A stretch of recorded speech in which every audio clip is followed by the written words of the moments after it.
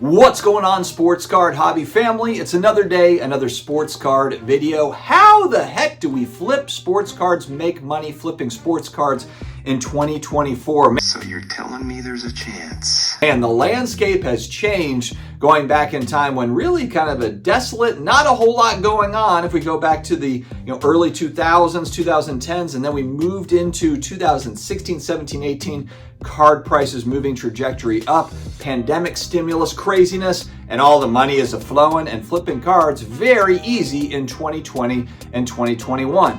Well, now we're in 2024 and it is not the same environment. I know a lot of people will say, Dustin, you're not a full-time dealer. How can you even speak to this? Well, I listen and I watch. I watch what other people are doing. I did set up as a dealer at the Atlanta Culture Collision Show going back to January, February. Had a blast doing that just to kind of see the other side of the table. And some things have kind of made themselves obvious here that I think that we should talk about for people that might just be getting in thinking, how can I flip cards to either take my family on vacation or maybe flip cards to buy longer term type stuff? That's what I do. I look to flip certain things so that I can buy long-term holds with that money. Before I get started, we've got our Friday shout outs. Wooten Sports Cards on Whatnot. The guy is selling out just about on a weekly basis on Whatnot. So definitely check him out on Whatnot, Wooten Sports Cards. It's a good time. Check out his stuff. A lot of great football cards, which I'm a football card guy. I'm always just sucked into that stuff. So definitely check out Wooten Sports Cards on Whatnot. 11,000 followers, 5-star reviews.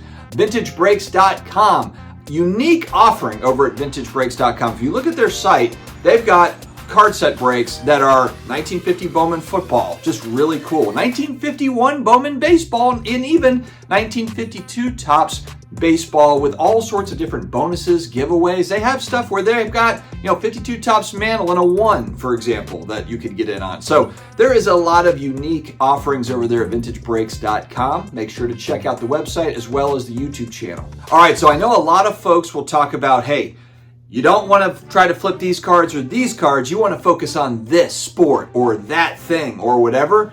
But the truth is you can really make money flipping sports cards with any type of card, any type of sport, any type of non-sport. The number one element to all of it is price point. So even like guys that retired early, Andrew Luck is a good example of this. He retired, I think, at 29 or 30 years old. The Colts standout quarterback, had a good career going, and then he's just like, you know what? I'm tired of playing football. I'm out. He was also getting battered around and hit a lot.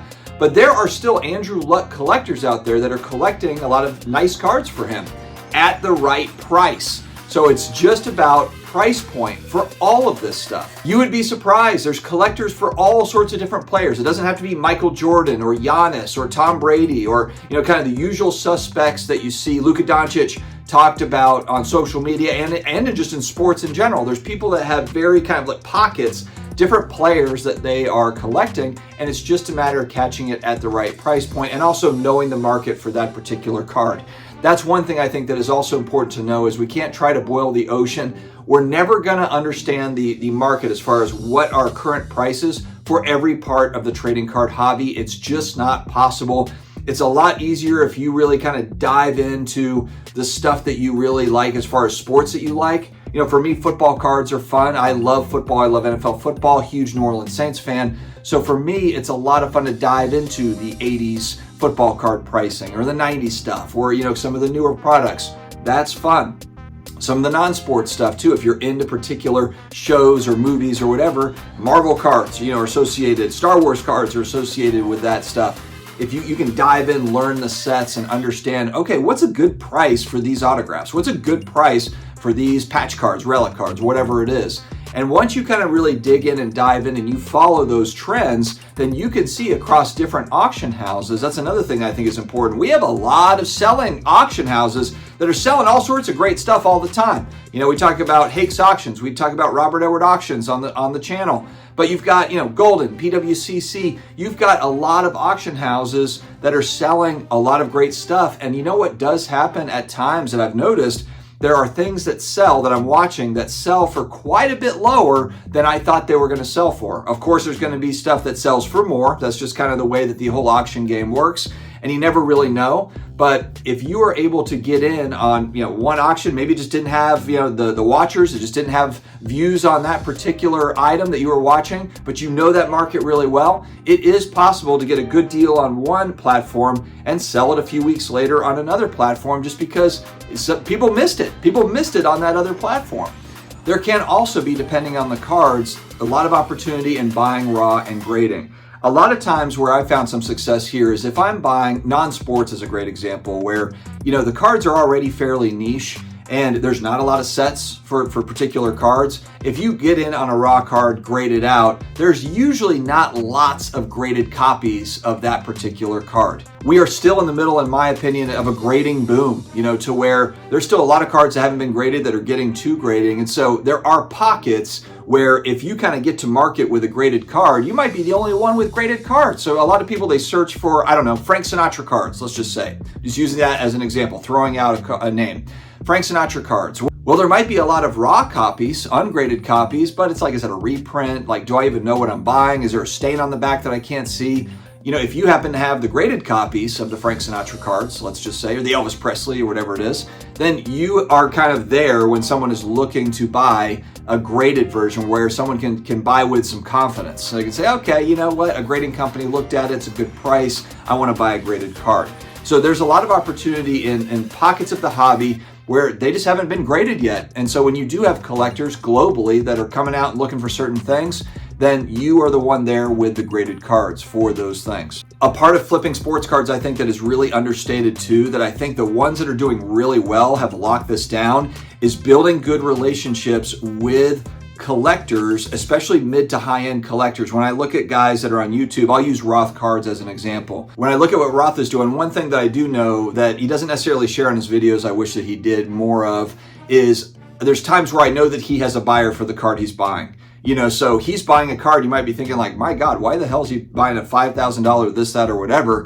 He already has that card sold on the other side. And there's other YouTubers, other IGers, other flippers that do this too, where they're essentially kind of getting a finder's fee. If you look at it from that standpoint, it's like, yeah, they're buying a card, but they've already got it sold somewhere else. They've already kind of planned it out where that card is going to go. So there's not a lot of risk from their standpoint of, yes, I'm shelling out this cash, which cash is king right now, but I'm not sitting on it. They're going to move it over the weekend. Maybe they've got other buddies, other dealers, other flippers that are looking for particular cards, but it's really utilizing that collector market. It's the buy and holder. It's the person that's looking for that card but can't make it to the show.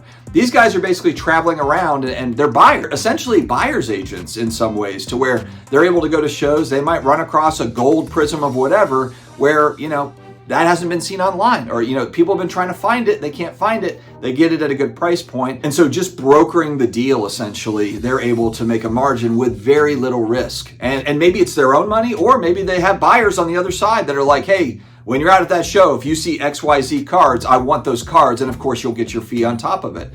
Working out those deals for high-end buyers, kind of making those inroads with people that are, big-time Kobe collectors or Tom Brady or whoever it is, especially when we look at the Asian market and European market and people that are in other countries, they can't get to these US shows to be able to buy these cards. So I can see that that's probably how a lot of this stuff goes down. But in general, I think it's really key. Well, I'll age myself here. Building out a Rolodex, that's the thing that you use before you had an iPhone and kind of build a list, a mailing list or whatever, but have a Rolodex of like, okay, these are my Tom Brady guys, these are my Magic Johnson guys. If I see sweet cards for these or that, I know that they collect these cards. It's really important to build out those relationships, make inroads, make friends with these people if you're really serious about running a flipping business in 2024. It's just not as easy as it used to be to buy a graded card and sell that graded card 2 months later and make money, or sell it 3 weeks later and make money. It can happen. It certainly can happen. When people say that doesn't happen anymore,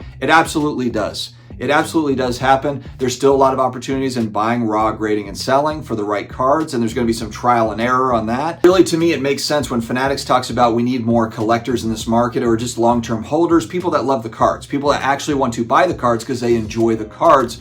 We do have a lot of buying, selling folks in the market still. There's a lot of money flying around and inventory flying around, a lot of repacking, a lot of stuff. There's a lot of movement.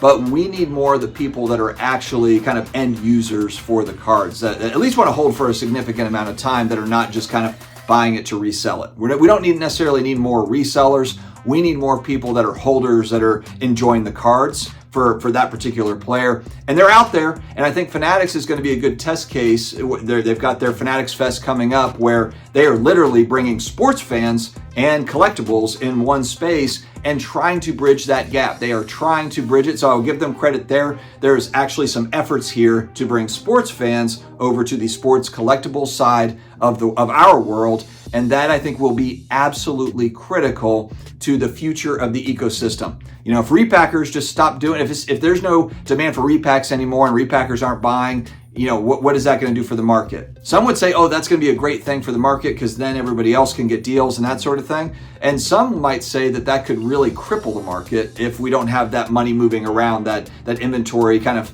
slushing around. So it's going to be interesting times for sure, but flipping cards in 2024, it's not easy, but with hard work and just some strategy and kind of just paying attention to price points and really diving in and understanding what a good price is on particular cards, what are the graded sales for that particular card if it happens to be ungraded, and really kind of playing that arbitrage game. There is money to be made, of course, but it takes passion, patience, and a lot of hard work. All right, friends, that's all I've got today. Stay healthy, stay awesome, and I will talk to you again later.